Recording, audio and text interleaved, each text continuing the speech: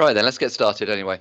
So welcome everybody to what is going to be the first in a series of technical insights webinars from DWSN, which is the Drainage and Water Searches Network, for those who aren't aware. I will talk a little bit about who we are as an organisation in a couple of slides' time and about the products that we do. But just first things first is just to say thank you ever so much for attending. And as I say, this will be the first of a series. So, John, if you want to just shift on to the next slide, please. So my name is Owen Davies. I have the privilege of chairing the board of directors of Drainage and Water Searches Network, which I have done for the past 2 or 3 years. Prior to that, I was a director in that organisation, but my day job is the business development manager at Severn Trent Searches, which is obviously the search company that sits within the Severn Trent region. You can see me there on the left-hand side. I've gone for a sort of black and white, moody, stare off into the distance look. What have you gone for, Johnny? Your photo? Yeah, mine. I think mine's bouncer took a picture lined up on a wall before the police arrived. Something like that. From back in the day. That. Yeah. Very, very contrasting. I don't know who your stylist is, but I could do with a bit of that. I don't know. I'm not sure about that. Anyway, so yeah, this is Johnny, everybody. He'll be delivering the bulk of the presentation today. Oh, he's got lots of laughing little emojis flying up from the bottom of the screen. I like that. That's good. That's me thinking we didn't get any feedback. Awesome. So what are we going to cover off today? So just a quick introduction, as I say, on Drainage and Water Searches Network and the CON29DW, and then Johnny will take over and talk about his top tips for getting your searches back quickly, which at the end of the day is what your clients will want. So we can tell you how to make that happen. At the end, we'll go for we've got Q&A set up here. So if you click the Q&A button, you can put questions in as and when you think of them as we move along. Now, there shouldn't be any interruptions. We've got no fire alarms planned in any of our respective buildings, but we are in sort of live offices delivering this. So, please be patient if anything random happens in the background, as can happen, these sort of things, but it all adds to the amusement, doesn't it? So it's all good. So, as I say, questions as and when you think of them, just type them in, but we'll answer them at the end if that's okay. So if you just flip onto the next slide, please, Johnny. So the Drainage and Water Searches Network, or DWSN, yet another industry acronym, millions that exist. We are an industry body that was set up basically to be responsible for the standards that sit behind the CON29DW residential and the CON29DW commercial. Now, I'm assuming most of you know what those are, otherwise you're in a very random webinar about something you've no idea what's going to happen. So I'm assuming you all know what those searches are around drainage and water. They provide information on the drainage and water situation at your property, whether you're connected, where the pipes run, all that kind of stuff for your clients. But as I say, the key at the moment, you've got very demanding clients, as we all know, getting more and more demanding, and people want things back yesterday. So, the speed of turnaround is hugely, hugely important. So we've sort of set this up just as to give you an idea of what you can do to help us deliver the CON29DW as quickly as possible. And I think at that point, I'll hand over to you, Johnny, and you can just take us through your tips. Thanks, Owen. My setup here, folks, it's quite disconcerting. I can kind of see my slides and I'm going to deliver to you, but I can't see my camera unless I look at another screen. So please excuse my odd glance over to the side, which is me checking that I'm still looking beautiful. Thanks, Owen. Yeah, welcome everybody. We know you're busy. We know time is precious for you guys, so we really do appreciate you joining us today. It's really useful, I think, to get some of this information across. And you'll be delighted to know I've got like 6 slides just to give you some snappy but pointed tips on how to do the very best to get the CON29 back as accurately and as quickly as possible, and to avoid that backwards and forwards of queries. I'm proud to say, all as DWSN members are, that in a background of too long to move house, it's kind of not us generally. You'll all have examples where there may have been something gone wrong in our report, and our reports you may need to deal with stuff, but generally speaking, our turnaround time is very good. But these tips will hopefully make that even better for you. So I'm just going to step you through them now. As Owen said, put any questions in the Q&A and we'll try and deal with them as we go, or perhaps at the end. So tip number 1. Some of this is common sense. Some of this might give you something to work on and just to improve things with us, with whoever you order your con from. Quality information up front is just vital. Seems easy and seems obvious, but a clean address. Ensuring that the postal address is kind of present and clean and as accurate as it can be will get things off to a great start. There's a couple of things to consider here. If your producer of the CON29 you're going to can make use of UPRN numbers or land registry title numbers, that's fine. That also is a great starting point as well. But please be aware that generally speaking, we need to know the billing address. It can be slightly different. So there's a couple of things to think about there.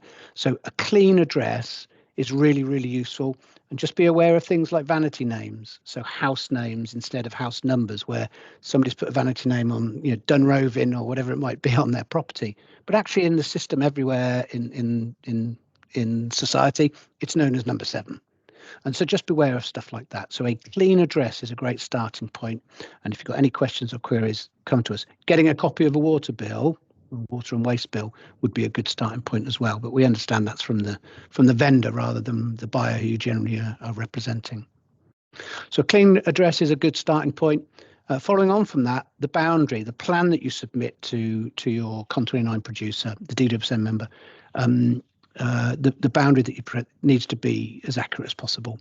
As an example here, on the right-hand side, the picture on the right, where the plan sent in and the polygon, if you like, the boundary that was detailed was the whole trading estate. And that could be due to land registry title number or some other factor, but actually the report is only needed on number 7 on that commercial estate. And so it's important for you to amend or adjust that, or tell us, just tell the member you're buying it from exactly the polygon or the boundary that you want covered by the report. That's really important. Next one is to think about it being the correct CON29DW area. And what we mean by that is, those of you who are used to dealing with your local area, you'll know this off pat, and 99.9% of the time, let's just say you're in my area, the Anglian Water area, you're based in Norwich, you almost certainly will know, with some exceptions, which I'll touch on in a minute, you'll almost certainly know that it's an Anglian Water CON29DW, and that's fine. But ensuring it is the correct one, of course, will stop your supplier coming back to you saying, actually, you'd think it's this, yeah, but it's not. That could be for a number of reasons. Remember, it's the waste provider who is responsible for the CON29DW. And there are instances where two things could happen, which again, I'll touch on really quickly in another couple of slides. It could be a NAV, and we'll touch on NAVs in a minute, or it could be cross-border. There could be some, operational and other borders that just cross over between, let's say, Anglian Water and Thames Water, or Anglian Water and Severn Trent, so where they border. So it's okay to presume most of the time, but if you can get any kind of confirmation that the waste supplier, then that's who you need to order the CON29 from. But I've got another tip coming up that will help you with that if you're struggling on exceptional addresses. And then finally, make sure it's the correct product to be ordered. So it kind of goes without saying that if you've got a residential property, then it needs to be the residential CON29 that you purchase. And watch out for things that could trip you up here. If it's maybe a holiday let or an Airbnb type business where a residential property is being used as a business venture, it could be billed as commercial. And it's that we would need to go away and get the details for. That's quite an extreme example of sort of exceptions, but it really can happen. So just be doubly sure that you're buying a commercial CON29DW for commercial premises or a residential one for residential. That will save your supplier saying, stop the process, send it back to you. Sorry, you're ordering the wrong product. A little bit of a pain, you've got to start again. So that's the first sort of set of tips. Clean address, a decent boundary, correctly highlighting the area you want covered, the correct CON29DW provider, but I've got a tip on that in a minute, and make sure it's the correct product. Now, Johnny, we've had a question already that's specific to this point, so we might as well deal with it while we're here, if that makes sense, which says, if you have an address which is just a house name, village name, county and postcode, what do you do then? Yeah, it's a great question. I mean, anything you can get to add to that, of course, would be useful. As I've mentioned, UPRN numbers or land registry title reference. However, I mean, it could be as simple as getting the bill for us. If get a bill and check what that supplies on that bill, water and waste. So having a bill will help a number of ways, because it should match within the systems we're tapping into to answer the questions of the con. It should match with the billing address. Not always. You know, there's 30 million properties plus in the UK, so there are exceptions again. But getting a bill and just understanding the billing address can help. However, all of the DWSN members are very experienced, been doing this for a very long time. If all you've got is a farmhouse in Davyville, and then a postcode, okay, we'll do all we can to try and track that down, and that might lead to a couple of questions backwards and forwards. But ring us, email us, contact whoever your supplier is, and we'll do the best we can. But maybe getting a copy of the bill from the vendor would be a really good, useful start. Okay, what's next? Yes. So if you've got that issue where I know it's, what was the example you used? Norwich. I know it's Norwich. I know it's Norwich. I know it's Norwich. Or if you're in Bolton, I know it's Bolton. I know it is. But actually something's wrong. There's some exceptions. Something tells you it's not quite right. You see a bill and it isn't Yorkshire Water or Anglia Water as you suspect. Then on the DWSN's website, which is on the screen now, www.con29DW.co.uk. Favourite it, folks. You won't have to type it in again. Just make it a favourite. You can put a postcode of a property in there, and there's a postcode lookup service available on there which will confirm who the CON29DW provider is. So just to repeat again, it's the waste provider who is responsible for the CON29DW. But there are things like NAVs. Used to be called insets. Maybe they still are here and there in some quarters. But NAV sites, and so this is where you can imagine the Anglian Water area in my example again. And there's a circle of properties, often a new build or a new estate, or perhaps utilising an ex-army camp or something like that. And that's totally delivered by, I'm going to make it up, Albion Water or something. So it's a NAV, it's a polygon, if you like, an area inside the incumbent provider that you need to be aware of. The postcode lookup will give you that. It will say which member to go to for the con if it is that member. But if there's some variations on that and the NAVs exist, it will tell you that they're a non-DWSN member, but it's these people. Although we are working with those NAVs wherever we can to try and integrate them into our world. So dialogue consistently goes on between DWSN and those NAV appointees to see what we can do about making things smoother for you guys and for your clients. So postcode lookup on the CON29 website is a really useful tool for you to make sure you get the right provider. Again, another reason there, if the address borders two regions, it can come down to streets. We know of examples literally as a line down the middle of a street, and those on the right is one provider, those on the left are another. So postcode generally will sort that out, but it's almost sometimes down to the individual house. But that should help. If you've got any doubt at all, you can put the postcode in there and it'll help. So that would advise who to contact, either the DWSN member that you should contact, or maybe a NAV, and we'll give that independent water or waste company's details for you to contact them as your starting point. Okay, a little bit of NAVs there. There are some links there. Again, Ofwat, you can find out about NAVs. That slide's a bit out of date, actually. There was 1,000 or so sites when that, not the slides out of date, the image we pinched from Ofwat to put on that slide. A little bit out of date. There's about 1,400 sites actually now, and they cover a huge number of properties, far more than that 85,000 that's demonstrated there. So that's fine. We've kind of got a handle on it. We can tell you who it is. But they aren't then a DWSN member producing a CON29DW, but that needs to be your starting point. So just be aware of that. Beware of NAV, not beware of NAVs. Be aware of NAVs. Okay, tip number 3. The most common queries that we get are, as you can see there, address queries, billing queries, and land at searches. So just a couple of things. I'm repeating myself from the first slide a little bit. Address queries. If it's residential, then please give us, the standard known postal address, but be aware that some billing addresses might be slightly different. What house are you buying, Mr. Smith? Oh, Primrose Cottage down the thing. Okay, is that what it's known as? Is that what's on the bill, or is that a vanity name, or is that the postal address? Will that do it? So just try and get that address as clean as possible. That would really help us.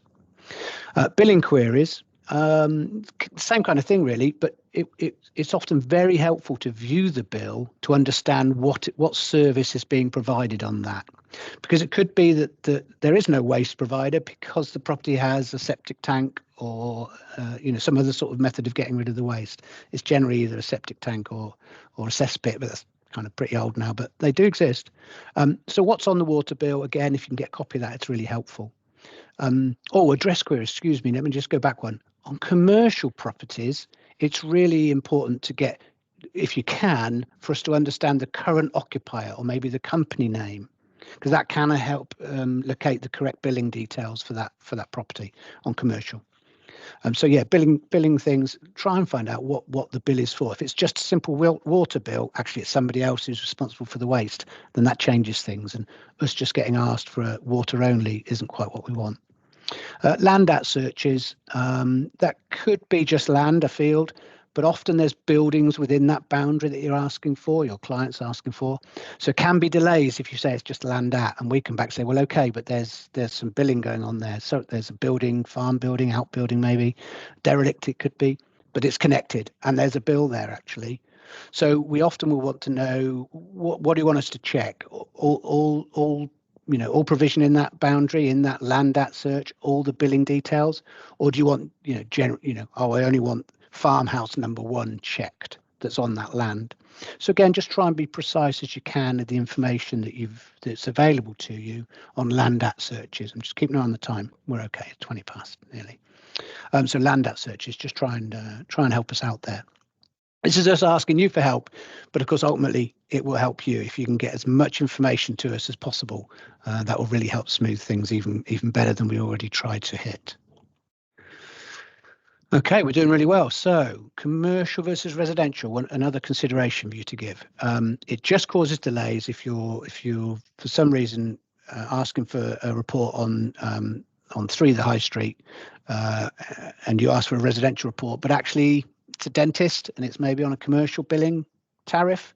So of course we'll try and answer that question, but it'll be the wrong product. And if we spot that, we have a duty to come back to you and say, well, it's the wrong product. Now, although there's a couple of differences between some of the terms and conditions for each individual DWSN member, broadly they're very similar, but it is worth checking out certain things, especially on the commercial side. The essential information you expect, and love and expect from our high quality report, with we just slight sales hat on, the best report in the market. It's really the gold standard of data. But so as much as you're used to getting things like, adoption agreements, build over consents, whether it's low water pressure, etc., there are some subtle differences between the two. The CON29 includes a couple of extra bits of information. It's very easy to summarize. Trade effluent licenses and the presence of one or not doesn't mean that trade effluent license carries over, of course. You've still got to apply, the new purchaser still got to apply for their own one, but it does give a good indication of potentially what the property was used for. Way leaves and easement data, that's kind of the same thing, but basically is there a passage of land where there's a big public asset that needs to be accessed by the water company, and can that lead to issues of development or keeping it clear, or if not, having suitable access? So they may be in place. And then manhole information might seem a bit of a trivial thing, but for a commercial concern, knowing where there are manholes, their depth, their invert levels, it gets quite detailed. But those 3 things, trade effluent, way leaves and easements, and manhole details, they are on the commercial report only. And so it's really vital if the property is going to be used for a commercial purpose, even if it was resi. Depends on the billing, of course, but it's going to switch over to commercial. It's really important to get the right product. Yeah, that's all. That's it. That's all I've got to say about that. So it is important to get the right product. Seems not, it's CON29. No, residential, commercial. Some T's and C's are different, generally the same, but there are some differences. So just be sure you're ordering the right product. Okay, and on to my last one, actually, a summary really of the support available to you in all of this. So we've gone through address accuracy, the right product, getting it in the right area, making sure the map or the boundary you want covered is correct, and which details you want, any billing that we find in a land at is correct. So if you want any more support, you can go to the CON29DW website. As I said, that postcode lookup is on there. This is the first of a series of webinars, and we've intentionally kept them to half an hour because we know you're so busy, but it's hopefully enough to give you some tips and hints. But the DWSN members are your real key to this. Talk to us, ring us up, email us, get the right channel to the customer support teams in the various companies. They're listed there on the screen, but again, you can find them on the CON29 website. We've got the experience to help get through this and make sure that as many as possible are right first time, so we get the report back to you and your clients as quickly as possible. So make a note of any of those details. Save that website as a favorite on your browser, and if you need advice or help, then just get in touch with your incumbent supplier and let us know. We're there to help you. That's really what we exist for. So we're on to the sort of last slide now, which is to prompt you to put any questions into the Q&A session. I'll also, right at the very end here, I'll copy a link in. I won't do it till I've finished, so I'll leave this open just for a couple of minutes at the end, which is for a feedback form. So if you feel you can, just go on there and feedback to us. Was this a useful little half-hour webinar? And in fact, we're only at 22 minutes, so I've whizzed through actually. But we'll deal with any questions that we got. And what else would you like to know about? Is there other stuff in this series of webinars from DWSN that you'd like to talk about? It could be specific commercial things. It could be some billing questions or build overs. What does that mean? Adoption? It could be anything you want, and we'd be really interested to know where you'd like to steer that to. Owen, unless you've got anything else or you want to summarize up? No, I'm happy not to summarize. I think you've summarised quite nicely as we've gone through. We have got a few questions though, which we need to work through. So, okay, great. Yes, just for those who've joined late, I'm the random bloke who's been sat in the background doing absolutely nothing. So I'm going to get to read out the questions. So at least I've got a job to do. The first one, when we order a CON29DW from the waste provider, we sometimes get a response saying the water provider is different and they need to charge an additional fee. Why is this? Now, yeah. I mean, I'll start with that one. So for those of you who don't know, the sort of the footprint of the water and waste providers for an area are slightly different, because your water could be coming from a reservoir that's situated somewhere to the north, and your waste is being taken to a sewage treatment works that's completely in a different place, and they fall within different water areas.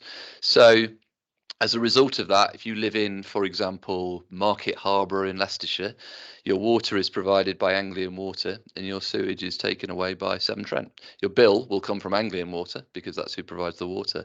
But the provider of CON29DW, as Johnny rightly said earlier, is going to be the waste provider. And just for information, that's because when these reports first started, they only covered sewage. The water element only came in 2002 when the Law Society picked it up. So the legacy of that was that the person who provided the sewage information was the person who did the CON29DW. So in that particular instance, you'll send your report to Severn Trent, who are taking the sewage away from that area. They will get all the information on the sewage, but of course they don't hold the water information. So we would go to Anglian Water, like Johnny in this case, and I would say, can we have the water information for this property, please? And Johnny will, send me over that information, which will then include in the report. Now, we don't charge an additional fee for that, but there may be some instances, because it is charged, obviously the other company will charge for that water information, and therefore some people may choose to pass that on to their customers. As I say, we don't, but one thing about DWSN is we don't talk about pricing. I can't talk about anything commercial in that regard. We're just talking about standards and process. So that's an individual commercial decision for whichever company it is. But if you have a specific example you want to send to us separately after this session via email, please do so, and we can look into that for you. But that's the reason why there is an additional charge, and some people may choose to try and recoup some of that extra charge in what they're doing. So especially if it's a NAV or a separate non-DWSN member, they have costs associated with getting that information, pulling it together from an administrative point of view. There may well be a charge, and that's the reason for that. I'm probably happy to the next one, Jamie, if you want. Give you a rest, give you a break. Always have problems with new build. A clean address is provided, a plot plan, location plan, but I still get queries. Is it worth doing a drainage search in these circumstances, as the result usually comes back as saying refer to developer? Yeah, new builds are I won't use the word problematic, but they're kind of unique in that there's no history of the property, of course, in the billing details. Some questions just can't be answered because there isn't any history. Some answers are given that are the default. For example, all new properties by law have to be metered. So it'll answer, how is the water charge? It'll say it's metered. Again, talking about 30 odd million properties and X thousands, I'm going to say, of new builds, maybe hundreds of thousands if we're lucky. There might be exceptions to that, but generally speaking, it'll always be metered. So it is slightly problematic. I guess it's your appetite for due diligence and risk for your client and for the lender as to whether a drainage and water report is done. I would also say, always say do it for the X cost. Everybody's cost is slightly different, but whatever it costs you to run a report, I would still do it. There's enough data in there to make it worth. It might highlight something you really want your client to know. But you are right, Rika. Thank you for the question. You are right. It's a little bit of a fait accompli in that some questions just can't be answered because it's based on historical information. It's a brand new, or it's not even built yet. It's just a plot. And some questions are defaults because of the law around certain new build circumstances. I think it's still worth running a report, but there's not much that we, when analysing that data, can do when the answer just isn't there yet. Yeah.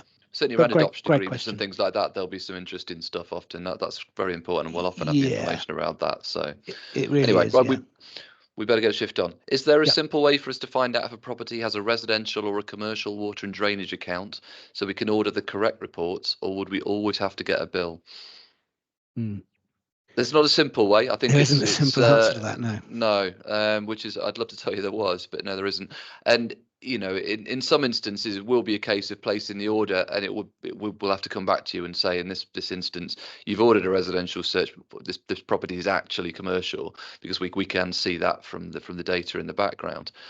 Yes, if you had a bill, that would be excellent, and that would save you the time of doing that. But I mean, I'd like to think all of our members are very, very quick in coming back to you to query those type of orders when we get them, to say, we don't think this is the correct. It's in our interest to do that quickly. So yeah, unfortunately, there's not a really simple way of doing it other than the bill. But ties in with the next question as well. Actually, we can whiz through that next one. Do all water companies determine whether it's residential, commercial in the same way? I mean, broadly speaking, but we try to point out exceptions on presentations like this because we want to try and deal with them. But of course, the vast majority will plainly be a residential or a commercial property, with exceptions. We always point those out in presentations, but it's not always the case. Do they all determine residential, commercial in the same way? Broadly speaking, yes. But there might be examples. For example, somebody's buying multiple residential properties as part of a commercial transaction, as an example, and you may then get options to buy multiple residential searches or one commercial search that covers the whole transaction. But that will vary by member. Again, that's not something we set down. We don't have an absolute DWSN says you must do it this way. That's a decision that's made by the individual companies in some instances, which can make it slightly complicated if you're dealing with multiple different areas. But generally, if you're operating within one incumbent area, you'll get used to quickly what their policy is around that type of transaction, and you'll get the same questions back, so you'll be used to it pretty quickly, I would say. Okay, next one. If there's a query on a commercial search, why will you only accept a meter serial number and not accept a customer account number when dealing with that query? I guess, James, thank you. I think we could try and make use of both, actually. And in fact, the CON29 used to include the customer account number, Owen, didn't it, from memory? Or ours did at least, but we removed it because we removed it because of privacy details of and the meter serial number is now gone as well from ours. So that will help us both ways. If we're having a problem with the address, either of those will help us personally. But there are 9 members of DWSN. Some of them may not, and that might be your experience, James. Isn't this to do with the fact that the customer account number would now relate to the water retailer rather than the wholesaler, and so the wholesaler won't have record necessarily of the customer account number?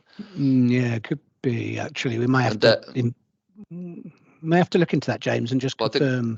I mean, I think that's what you're referring to. There's lots of thumbs up coming from the bottom, which I'm hoping are coming from the water company members that are sat on this call. So that would be why in those particular instances. And it's without going into too much detail, the commercial market split to allow for competition. So you can have a different retailer, the person who bills you for your commercial water and sewage, to the person as actually the wholesaler who deals with all the pipes and the sort of actual physical aspect of it, I suppose. Sorry, Owen. Yeah, I mean, our hands are tied. It's just to expand on that, on some of the questions there. When it's commercial and the water provision, our hands are tied slightly a bit there, in that we can't really answer that question and tell you proactively who it is, because it means investigating that detail and asking who it is, and suddenly it exposes us, people to sort of understand details that commercially they shouldn't. So that separation of the market, or that freedom, if you like, of the market, has caused a couple of problems for us on the commercial side. When it isn't, for example, me in Anglian Water, when it isn't Anglian doing the water and the waste, that's easy. When someone else is billing for the water, even if it's Anglian Water pipes that are delivering it, when someone else is billing, that's difficult for us. We're kind of not allowed to venture into knowing those details. Yeah, absolutely, because it would breach competition law. But we do still see the meter serial number, because that is an asset that is owned by the wholesaler, and therefore, and the actual regular incumbent. So welcome to our world is the answer to that one. We have problems of our own, but we do try our best. I know we've just overrun, but we have got one last question here on top of the feedback form you put in there, Johnny, which says, as regards NAV sites, the CON29DW site doesn't always confirm who the water supplier is when the NAV is involved. When there is a NAV involved, it confirms the sewer provider. Is there a way to ensure you get both providers if there is a NAV involved? We use DigDat to check this also. However, this isn't always accurate. Thanks. Okay. Great to hear you use DigDat, my comrades within my team. Good stuff. The NAV site, I mean, specifically the CON29 is produced by the waste providers, and so that postcode lookup service confirms who the waste provider is. So unfortunately, it doesn't confirm the water and the waste if it's split. I'm just trying to think if that is something that could be done. That's a great question, Sandy. Thank you. I might take that away and think about that. Because it would give you an indication, wouldn't it, whether there was going to be an extra layer of complication in the transaction that we don't know about at the moment. Yeah. But equally, it might confuse people, and they won't realise which of the providers they need to go to in some instances, which is why we just put the sewage provider on, because that's the person you're placing the order with. It's a really good question. We'll have a think about that one, Sandy, but really appreciate the question. Yeah, it's great. And just if in the Q&A just below Sandy's question is the form I mentioned for feedback, guys. If you're able to access that, we'd appreciate it. Yeah, it's 10:33. We said at the start you're very busy. We probably could do without taking up any more of your time. So unless anyone's got anything else, we'll leave this live. Just will disappear, but we'll leave it up just for a moment. So in that Q&A, there's that link if you want to use it. But guys, thanks ever so much. It's been great attendance today as well. When everyone's so busy, we really do appreciate it. And if we've got nothing else, Owen, I think we're done. Yeah, no, thanks ever so much for that, Johnny. Really useful. Thanks everybody for attending. And we'll see you again soon. I say this is the first of a series. So, look forward to the next ones along. We'll see us again. Thanks, everybody. Have a great day. Cheers.